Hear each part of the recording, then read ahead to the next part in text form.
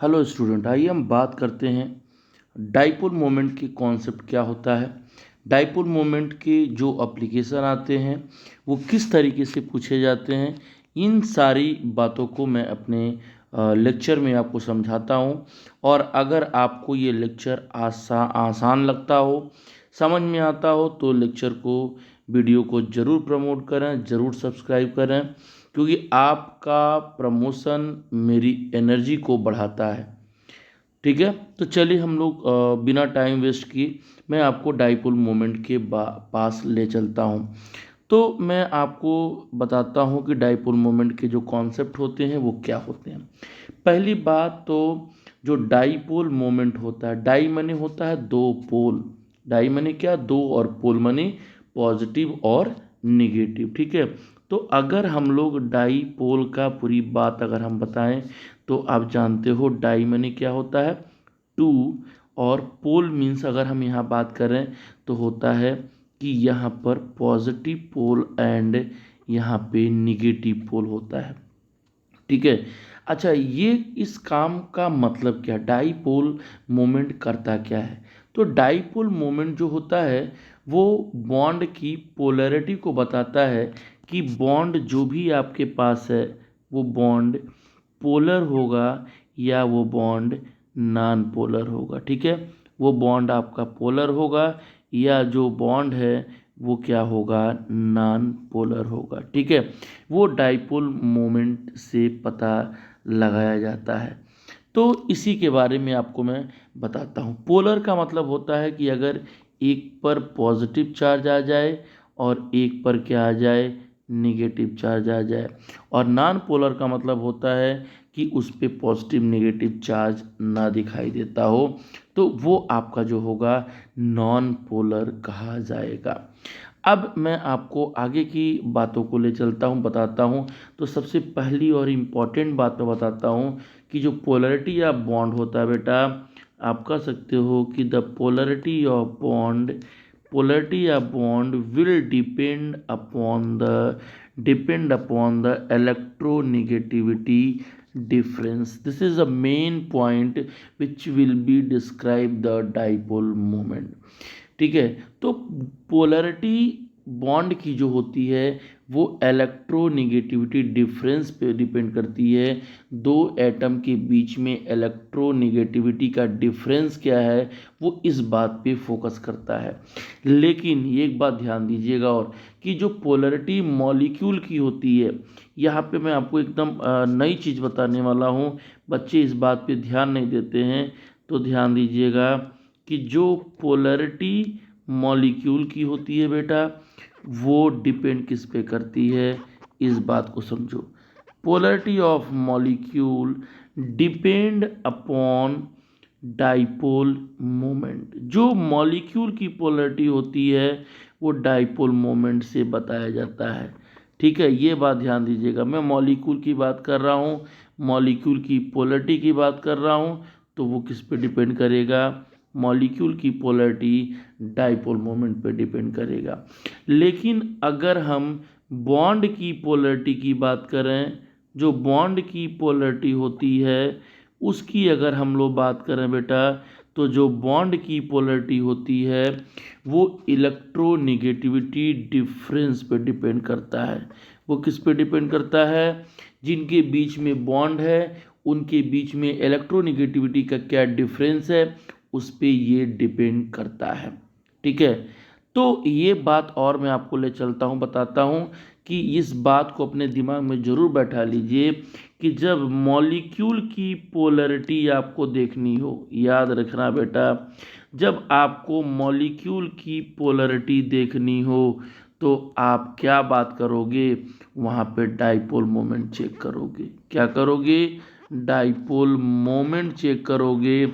और जब बॉन्ड की पोलैरिटी देखनी हो तो वहाँ दोनों के बीच इलेक्ट्रोनेगेटिविटी देखोगे। जैसे एक एग्जांपल मैं आपको यहाँ पे ले चलता हूँ और एग्जांपल की तरफ मैं आपको समझाता हूँ कि क्या होता है। जैसे मान लीजिए एक छोटा सा एग्जांपल यहाँ लेता हूँ, सी डबल बॉन्ड हो, तो आप क्या बोलोगे कि ऑक्सीजन जो होगा वो मोर इलेक्ट्रोनेगेटिव होगा कार्बन जो होगा वो लेस इलेक्ट्रोनेगेटिव होगा, इसीलिए बेटा ऑक्सीजन पे पार्शियल। अच्छा, पार्शियल क्यों लगा रहे हैं? क्योंकि ये कोवैलेंट बॉन्ड के केस में होता है। अगर कोवैलेंट बॉन्ड में पोलरिटी होती है तो पार्शियल पॉजिटिव और पार्शियल निगेटिव होती है। ये मोर इलेक्ट्रोनेगेटिव एटम होता है बेटा, और ये जो होता है लेस इलेक्ट्रोनेगेटिव एटम होता है। इसीलिए तो जो बॉन्ड, ये पाई बॉन्ड आपको दिख रहा है, यही शिफ्ट होगा, ये शिफ्ट होगा एक मोर इलेक्ट्रोनेगेटिव एटम पे। लेकिन याद रखिए, जब तक बॉन्ड उस दोनों एटम के बीच में होता है तब तक पार्शियल चार्ज लगाया जाता है। ठीक है, तो इस मॉलिक्यूल में, मॉलिक्यूल तो पोलर है, ये मॉलिक्यूल जो है, मॉलिक्यूल का जो बॉन्ड है वो पोलर है। ध्यान देना, यहाँ पे जो बात बता रहा हूँ वो ध्यान समझना। जो बॉन्ड है बेटा वो तो आपका पोलर है, जो बॉन्ड है वो पोलर है, लेकिन अगर मॉलिक्यूल की बात आप करिएगा तो बेटा जो मॉलिक्यूल होगा वो मॉलिक्यूल तो यार नॉन पोलर है। मॉलिक्यूल क्या होगा? ये नॉन पोलर होगा। मैं फिर बात करता हूँ, ये पूरी की पूरी मॉलिक्यूल जो आप दिख रहे हो, इसमें जो बॉन्ड है वो तो पोलर है due to electronegativity difference. Oxygen और कार्बन के बीच इलेक्ट्रोनेगेटिविटी डिफरेंस है, यही तो बात मैं बोल रहा हूँ आपसे। और जो मॉलिक्यूल की जो बात करोगे तो मॉलिक्यूल के केस में ये नॉन पोलर होगा। ठीक है, क्योंकि यहाँ पर डाइपोल मोमेंट देखा जाता है।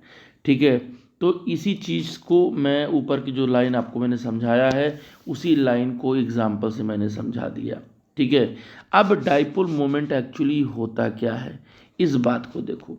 तो डाइपोल मोमेंट जो होता है, मान लो ये दो एटम हैं ए और बी, दोनों अलग अलग एटम है। एक एटम पे पार्शियल पॉजिटिव क्यू है, एक पर चार्ज नेगेटिव है।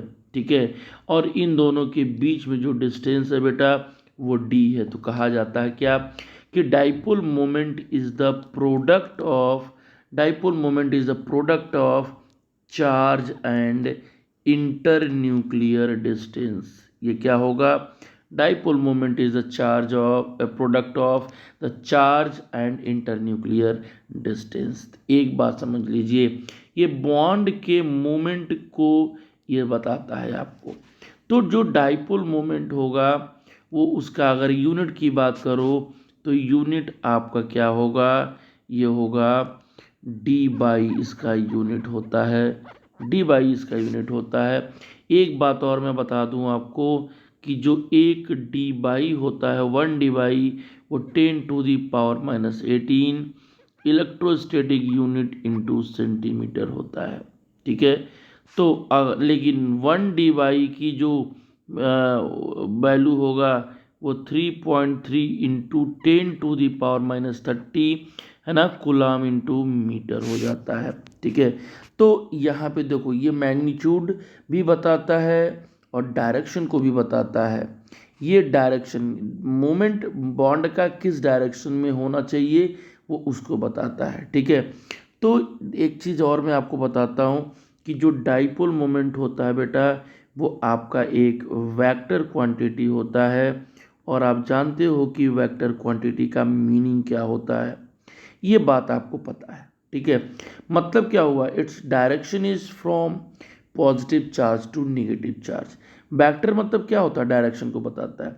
मतलब कि डाइपोल मोमेंट का जो डायरेक्शन होगा वो पॉजिटिव चार्ज से नेगेटिव चार्ज का होगा, और जो सिंबल होगा वो इस तरीके से होगा। मतलब ये क्या इंडिकेट कर रहा है? टेल पॉजिटिव से किधर जा रहा है? ये निगेटिव की तरफ जा रहा है। लेकिन आपको मैं एक चीज़ बताता हूँ, आप जो फिजिक्स में पढ़ते हो, जो फिजिक्स वाले सर लोग हैं वो भी आपको डिटेल बताएंगे।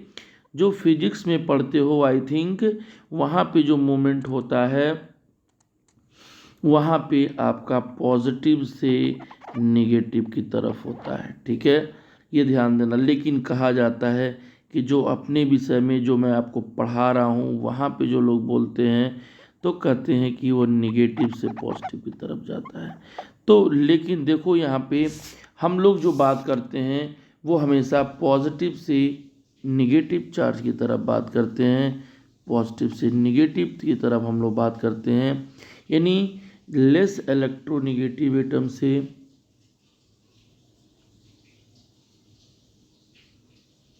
तो ये बात ज़रूर आप ध्यान दीजिएगा कि हम लोगों को जो समझना है वहाँ ये वेक्टर क्वांटिटी है, मैंने आपको समझा दिया। इस बात को मैंने आपको बता दिया कि ये वेक्टर क्वांटिटी होता है। हमको जो यहाँ पे समझना है, वहाँ जो डायरेक्शन समझना है, वो पॉजिटिव चार्ज एटम से नेगेटिव चार्ज एटम की तरफ जाना है। बस आपको यही माइंड में अपने रखना है कि पॉजिटिव चार्ज एटम से नेगेटिव चार्ज एटम की तरफ ये बात को समझना होता है। जैसे मान लीजिए कि आपके पास HCl है, यहाँ पे ये बॉन्ड का मूवमेंट हो रहा है, मतलब ये पॉजिटिव से ये नेगेटिव की तरफ जा रहा है। तो डाइपोल मोमेंट का डायरेक्शन आप समझ गए होंगे कि डाइपोल मोमेंट किधर जा रहा है। तो ये चीज़ एक्चुअली जो इलेक्ट्रॉन का पार्शियल या कंप्लीट डिस्प्लेसमेंट होता है, उसके हो जाने से ही डाइपोल मोमेंट प्रोड्यूस होता है। याद रखना, फिर से मैं लिख रहा हूँ कि जो इलेक्ट्रॉन का आप बोलते हो पार्शियल डिस्प्लेसमेंट, पार्शियल या कंप्लीट जो डिस्प्लेसमेंट होता है, पार्शियल या कंप्लीट डिस्प्लेसमेंट जो होता है बेटा, उसी से तो आपका डाइपोल मोमेंट प्रोड्यूस होता है। उसी से डाइपोल मोमेंट क्या होता है, आपका प्रोड्यूस होता है। यही मैं आपको बताना चाह रहा था। ठीक है, तो जिधर इलेक्ट्रॉन का डिस्प्लेसमेंट होता है, डाइपोल मोमेंट की डायरेक्शन भी उधर ही होती है। कहने का मतलब क्या हुआ कि अगर इलेक्ट्रॉन का डिस्प्लेसमेंट इस डायरेक्शन में हो रहा है, तो डाइपोल मोमेंट भी आपका क्या होगा, उसी डायरेक्शन में होगा। मेरे कहने का मतलब क्या हुआ कि जिस डायरेक्शन में इलेक्ट्रॉन का डिस्प्लेसमेंट होता है, मतलब इलेक्ट्रॉन का डिस्प्लेसमेंट हाइड्रोजन से क्लोरीन की तरफ हो रहा है, तो डाइपोल मोमेंट भी जो होगा वो हाइड्रोजन से क्लोराइड की तरह होगा। ठीक है, अब अगर मान लो कि किसी दो एटम के बीच में कोऑर्डिनेट बॉन्ड हो, तो कोऑर्डिनेट बॉन्ड को कोवैलेंट बॉन्ड में कन्वर्ट कर लो, तो बाकी चीज़ आप समझ में आ जाएगी। वहाँ पर भी वही चीज़ है, जैसे मान लो कि ये कार्बन मोनोऑक्साइड है। ठीक है, यहाँ पे एक लोन पेयर है, यहाँ पे लोन पेयर है, और यहाँ पे जो कोऑर्डिनेट बॉन्ड है।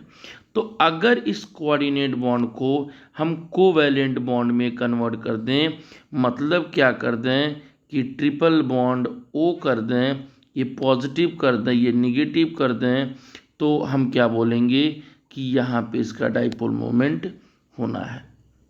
ठीक है, तो वो पॉजिटिव पोल से कहाँ जाएगा, नेगेटिव पोल की तरफ जाएगा। मेरे कहने का मतलब यही होता है। अब देखो डाइपोल मोमेंट मॉलिक्यूल का कैसे निकालते हैं, डाइपोल मोमेंट मॉलिक्यूल का कैसे निकालते हैं, ध्यान देना, मेरी बात समझो।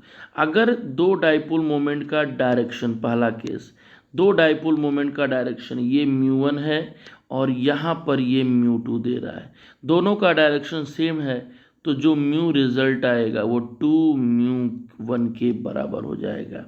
दूसरी केस, अगर ये दोनों का direction same and opposite direction में है, मतलब ये μ1 है और ये μ2 है, तो यहाँ पे जो रिजल्टेंट डाइपोल मोमेंट आएगा वो आपका क्या आएगा, μ1 माइनस μ2, यानी दोनों इक्वल एंड अपोजिट डायरेक्शन है तो 0 हो जाएगा। तीसरा केस क्या कह रहा है कि अगर एक सेंटर पे खूब कई डायरेक्शन में डाइपोल मोमेंट दिखा रहा है एक पर्टिकुलर सेंटर पे, तो याद रखिएगा जो रिजल्टेंट डाइपोल मोमेंट होता है वो भी वहाँ पे 0 देखने को मिल जाता है। अब अगर हम लोग एंगल की बात कर लें, मान लिया जाए मॉलिक्यूल में बात कर लें, तो ए आपका क्या होगा, वो एक्स से अटैच है, इधर आपका कोई वाई से अटैच है, इस पर आपका निगेटिव चार्ज है, इस पर आपका निगेटिव चार्ज है, और इस पर क्या है, पॉजिटिव चार्ज है। तो डाइपोल मोमेंट हमेशा पॉजिटिव से नेगेटिव की तरफ, पॉजिटिव से नेगेटिव की तरफ होगा, और यहाँ पर एक थीटा डिग्री बनाएगा। तो अगर ये आपका μ1 है, ये आपका μ2 है, ये एक थीटा डिग्री पर ये आ रहा है, तो इसका डाइपोल मोमेंट बेटा क्या हो जाएगा, √μ1² प्लस μ2², 2 × μ1 μ2 cos थीटा होता है।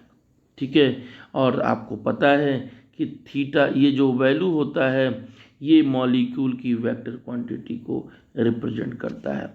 और अगर थीटा की वैल्यू 0 आ गया तो आपको वैल्यू पता लगाना है। थीटा की वैल्यू अगर 0 आ रहा है तो वहाँ पे क्या होगा, और थीटा की वैल्यू अगर कम आ रहा है तो वहाँ पे क्या होगा।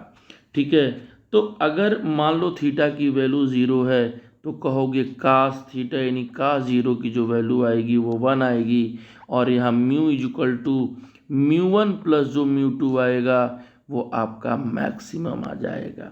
ठीक है, दूसरी बात मैं आपसे बताता हूँ कि अगर थीटा की वैल्यू 180 डिग्री आ जाए तो इसका मतलब कि जो कॉस 180 डिग्री की वैल्यू होएगी वो 1 होएगी, और जब उस फार्मूले में वैल्यू पुटअप करोगे तो क्या आ जाएगा, म्यू 1 माइनस म्यू 2 की जो वैल्यू आएगा वो आपका जो वैल्यू आएगा ये -1 यहाँ पे दिखाना, ये वैल्यू मिनिमम वैल्यू आपकी आ जाती है। ठीक है, तो एक बात फाइनली आपको समझना होगा कि जब थीटा बढ़ता है तो आपका डाइपोल मोमेंट क्या होगा, घट जाता है।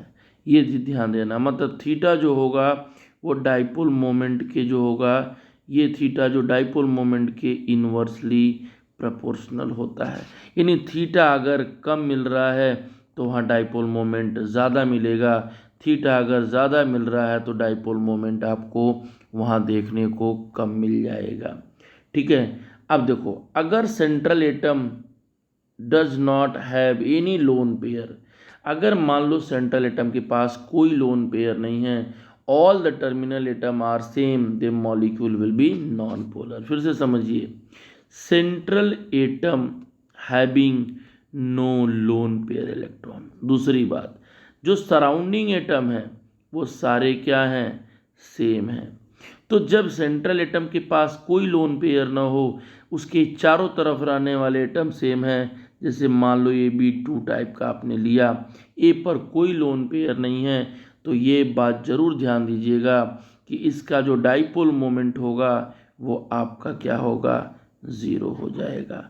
और जब 0 होगा तो आप तुरंत बताइएगा कि वो किस कैटेगरी का है, वो नॉन पोलर कैटेगरी का होता है।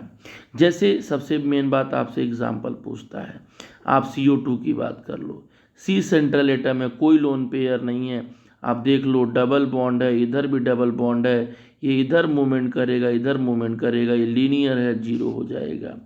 तो अब मैं आपको एग्जाम्पल ही से बताऊंगा, जैसे बोरान ट्राइफ्लोराइड है, इसका भी डाइपोल मोमेंट 0 आएगा, क्योंकि बोरान के पास एक भी लोन पेयर नहीं है और चारों तरफ जो एटम है उसका सेम नेचर है। CCl4 की बात कर लो, यहाँ पर भी डाइपोल मोमेंट 0 होगा। PCl5 की बात कर लो, ये भी आपका वही होगा। SF6 की बात कर लो, यही आपका वही होगा। IF7 की बात कर लो, यहाँ पर भी 0 मिलेगा। B2S6 की बात कर लो, यहाँ पर भी 0 मिलेगा। ठीक है बेटा, Al2H6 की बात कर लो, तो इन सभी की केस में आपका जो डाइपोल मोमेंट होगा वो 0 होगा। रिजल्टेंट मतलब कि जो रिजल्टेंट डाइपोल मोमेंट होगा वो 0 होगा। तो आप कहीं न कहीं ज़रूर बोल देना कि ये जो होंगे सारे नॉन पोलर होंगे। तो मुझे उम्मीद है कि आप लोग को अच्छी तरीके से सारी बातें समझ में आ गई होंगी, क्योंकि मैं जो भी समझा रहा हूँ एकदम शॉर्ट ट्रिक से समझा रहा हूँ कम टाइम में। अब दूसरी बात पे आ जाइए। दूसरी बात कहता है कि मान लीजिए बेटा कि जो आपका मॉलिक्यूल है उस मॉलिक्यूल का शेप वी शेप में है, उस मॉलिक्यूल का शेप वी शेप में है, या उस मॉलिक्यूल का शेप टी शेप में है, या उस मॉलिक्यूल का शेप पिरामिडल शेप में है।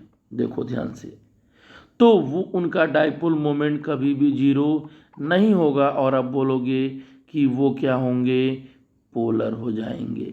वो क्या होंगे, पोलर हो जाएंगे। मतलब क्या हुआ कि जैसे मान लो AB2 टाइप के हैं और इस पे क्या है, हैविंग लोन पेयर इलेक्ट्रॉन, और जब लोन पेयर इलेक्ट्रॉन होंगे तो वहाँ पे डाइपोल मोमेंट 0 नहीं होगा, वो पोलर हो जाएगा।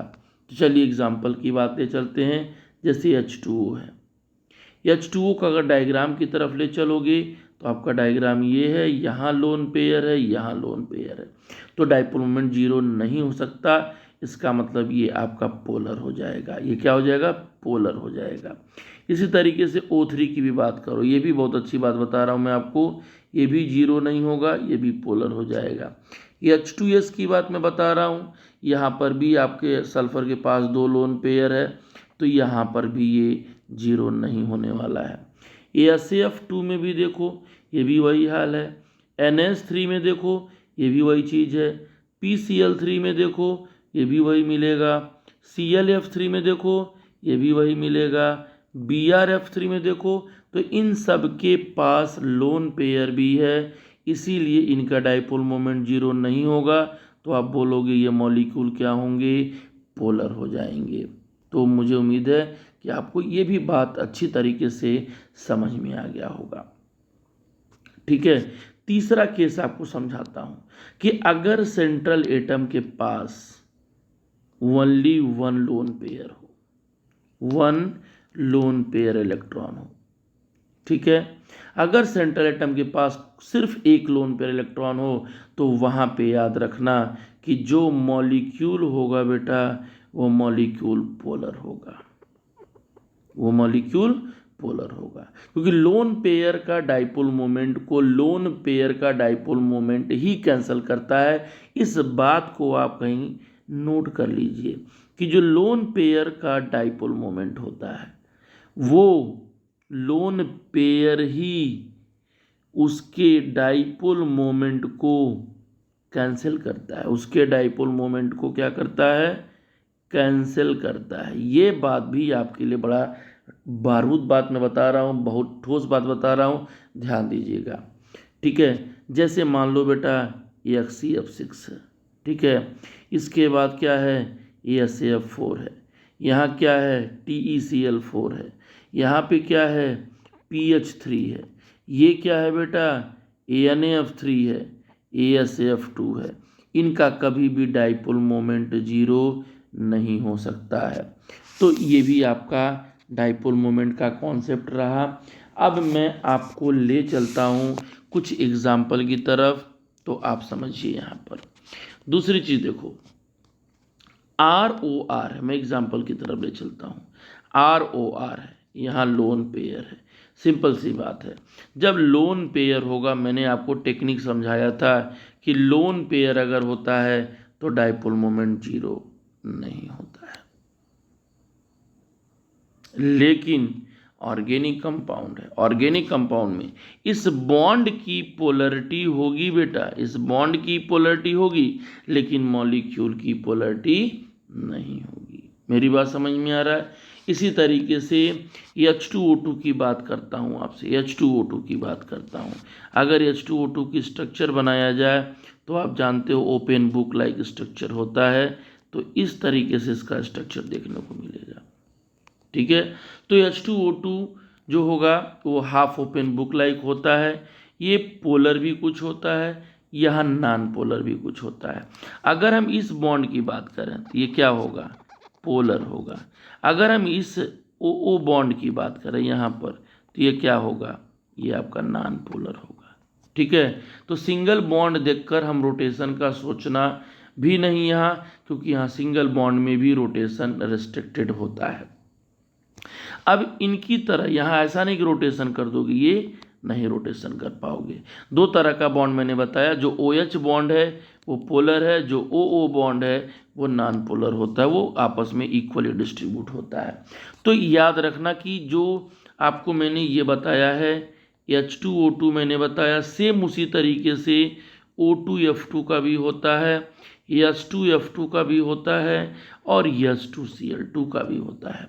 इन सब का जो शेप होता है बेटा, वो हाफ ओपन बुक लाइक होता है। इन सब का जो शेप होगा हाफ ओपन बुक लाइक भी होता है। ठीक है, तो ये कहानी आपका अच्छी तरीके से समझ लिया होगा आपने। अब देखो कुछ ऑर्गेनिक कंपाउंड में डाइपोल मोमेंट बात करता हूँ, जैसे आर्थो, मेटा और पैरा सब्स्टिट्यूट का डेरिवेटिव का। तो देखो, if both electron are donating और both electrons both electron are withdrawing. मतलब अगर माइनस आई इफेक्ट हो और माइनस आई इफेक्ट के साथ साथ मान लो एक कंपाउंड में प्लस आई, तो देखो पहली बात आसान तरीका में ये आपका ClCl है। इसके बाद देखो ये आर्थो पोजीशन पे था, ये आपका मेटा पोजीशन पे आ गया, ये आपका क्या हो गया, पैरा पोजीशन पे आ गया। तो मैं आपको एक कॉन्सेप्ट बताया था, डाइपोल मोमेंट जो होता है वो थीटा के इनवर्सली प्रोपोर्शन होता है। तो अगर मैं बात करूँ यहाँ पर, मैं यहाँ पे बात करूँ आपसे, तो यहाँ पे देख रहे हो जो थीटा बनेगा वो आपका 60 डिग्री बनेगा। यहाँ पे जो थीटा बन रहा है वो आपका 120 डिग्री बन रहा है। यहाँ पे जो थीटा बनेगा वो 180 डिग्री होगा। तो आप बोलोगे कि जिसका थीटा कम है डाइपोल मोमेंट ज़्यादा होगा, तो ये वाला सीक्वेंस देखने को मिल जाएगा। ठीक है, तो यहाँ पे क्या है ये आपको दिखाई दे रहा होगा एग्जाम्पल, बहुत सारा एग्जाम्पल ये पूछा जाता है, तो ये बात को ध्यान रखिएगा। इसके बाद मैं एक और एग्जाम्पल आपको ले चलता हूँ जल्दी जल्दी, क्योंकि वीडियो बहुत मैं लंबा नहीं चाहता हूँ बन जाए। इसके बाद देखो यहाँ पे मैं बात करता हूँ कि इलेक्ट्रॉन डोनेटिंग ग्रुप की बात करता हूँ, यहाँ पे है और यहाँ पर एक NO2 ग्रुप लगा दिया मैंने, माइनस आई इफेक्ट ग्रुप लगा दिया। इसके बाद देखो यहाँ पर मैं बात करता हूँ आपसे, ये आपका CH3 है और यहाँ पर NO2 लगा दिया। यहाँ पे मैं बात करता हूँ जो पैरा पोजीशन पे है, यहाँ पर ये NO2 हो गया, ये आपका हो गया। अब देखो यहाँ पे जो थीटा बन रहा है, अगर मैं यहाँ पे थीटा की बात करूँ तो यहाँ पे देखो ये थीटा कितना बन रहा है। यहाँ पे मैं आपको बताने वाली बात, बहुत अच्छी बात बता रहा हूँ, इंपॉर्टेंट बात बता रहा हूँ, आप सोचिएगा इसके बारे में। यहाँ 120 डिग्री बनेगा। यहाँ पे देखो अगर हम इसकी बात अगर ऐसे करें, यहाँ पे ऐसे करें, तो ये एंगल लिया जाता है 120 डिग्री कंसिडर किया जाता है।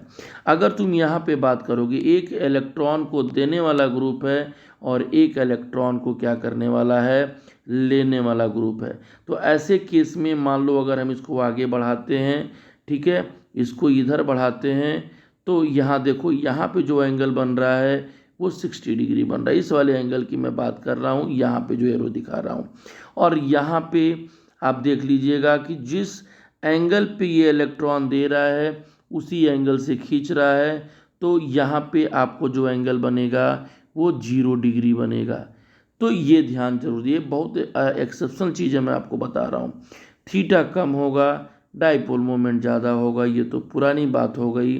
फिर वही मैं एक बात बताता हूँ कि अगर कोई इलेक्ट्रॉन खींचने वाला ग्रुप हो, एक इलेक्ट्रॉन देने वाला ग्रुप हो, तो आप सामने से देख करके उसके बॉन्ड एंगल को इमेजिन नहीं कर सकते हो। आपको इसको पीछे ऐसे शिफ्ट करना होगा, इसको ऐसे करना होगा, यहाँ पे जो एंगल बनता है उसका कंसिडर किया जाता है। यहाँ पे देखो NO2 के सामने इसको देखो, इसको इधर देखो, यहाँ पे जो बन रहा है वो 60 डिग्री बन रहा है। यहाँ पे दोनों एक दूसरे के सेम डायरेक्शन में जा रहे हैं, तो 0 डिग्री की बात कर रहा है। तो याद रखिएगा सबसे कम यहाँ पे है, मतलब जो पैरा वाला है उसका डाइपोल मोमेंट ज़्यादा होगा मेटा से, और सबसे कम जो होगा वो आर्थो से। ये सबसे इम्पॉर्टेंट बात मैंने आपको सिखाया है। ये बात किताबों में आपको आसानी से नहीं मिलेगा, इसलिए इस बात को आप ध्यान दीजिएगा। एक एग्जाम्पल और मैं आपको ले चलता हूँ सबसे आसान तरीके से, देखो ध्यान से। अगर यहाँ पे C ट्रिपल बॉन्ड N हो, यहाँ पे C ट्रिपल बॉन्ड N हो, और एक कंपाउंड में आपको और देता हूँ, और यहाँ पे एक OH यहाँ हो और एक यहाँ पर OH हो। आपसे मैं पूछ रहा हूँ क्या इसका डाइपोल मोमेंट आप बता सकते हो? तो ध्यान देना, यहाँ पे तुम बोलोगे इस कार्बन की जो इलेक्ट्रोनेगेटिविटी होता है वह S कैरेक्टर 50% होता है। और आप जानते हो कि जहाँ S कैरेक्टर 50% होता है वहाँ पे ज्योमेट्री लीनियर दिखती है, यानी यहाँ से वो इधर जाएगा, यहाँ से वो इधर जाएगा, तो आप बोल सकते हो कि ये 0 हो सकता है। लेकिन यहाँ पे डाइपोल मोमेंट 0 नहीं होगा, क्योंकि ये एंगुलर शेप में आ गया। और जब पैरा पोजीशन पर एंगुलर शेप में कोई मॉलिक्यूल रहता है तो वहाँ पे डाइपोल मोमेंट आपका 0 नहीं होता है। मैं यही आपको बात बताने वाला था। तो ऐसे बहुत सारे एग्जाम्पल डाइपोल मोमेंट के फंडे में आपको देखने को मिल जाता है। तो ये रहा मेरा एक शॉर्ट नोट, एक शॉर्ट वीडियो जिसमें मैंने आपको प्रोवाइड किया डाइपोल मोमेंट के एक्सेप्शनल बातों को और जो नॉर्मल बातें हैं। ठीक है, चलिए अब मिलते हैं अगले लेक्चर में।